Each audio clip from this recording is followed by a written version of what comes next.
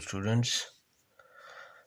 Today we are going to discuss electronic configuration according to Bohr atomic theory.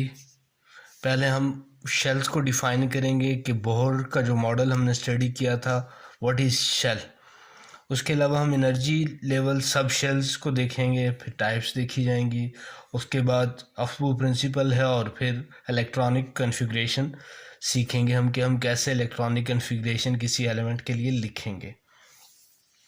So first is shell.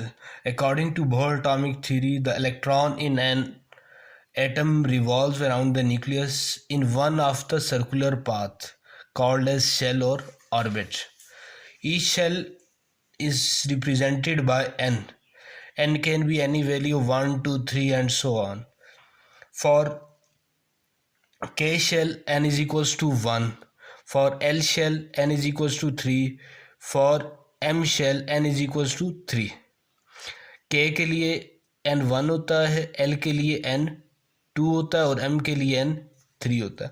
उसके बाद दूसरी चीज़ है energy level. ये दोनों चीज़ें हमने बोहर एटॉमिक मॉडल को जब स्टडी किया था तो उसमें हमने देखा था कि फिक्स एनर्जी क्या होती है, एनर्जी लेवल क्या होता है, शेल क्या होता है, ये चीज़ें वहाँ पे देखी गई थी। Energy shell has a fix energy. Every shell has a fixed energy, so each shell is also called as energy level. जो कोई भी शेल है वो फर्स्ट है, सेकंड है, थर्ड है, उसकी एनर्जी फिक्स होती है, इसलिए उसको एनर्जी लेवल भी कहा जाता है। उसके बाद अगली हमारे पास सब शेल्स हैं। अ शेल और एनर्जी लेवल इज सब डिवाइडेड इनटू सब शेल्स और सब लेवल, सब energy level n value of a shell is placed before the symbol for subshell.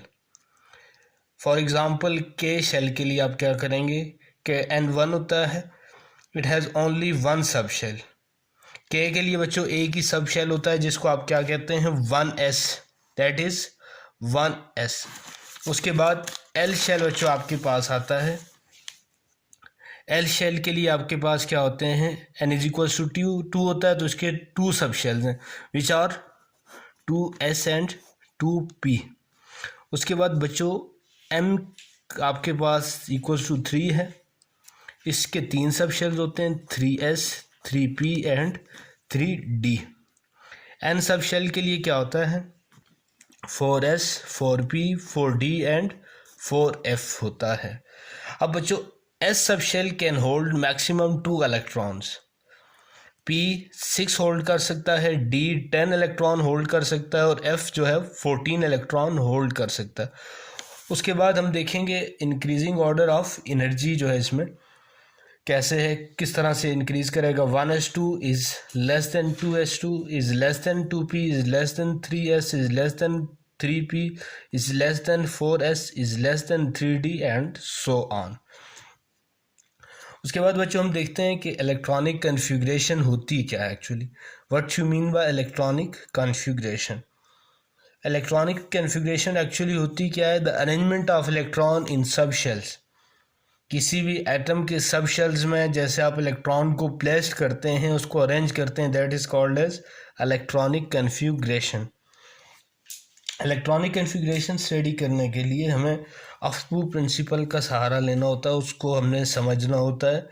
अफबू principal क्या है आपके पास, we can fill the electron in various element by using Aufbau principle. According to this principle electron fills in the lowest energy sub shell that is available first.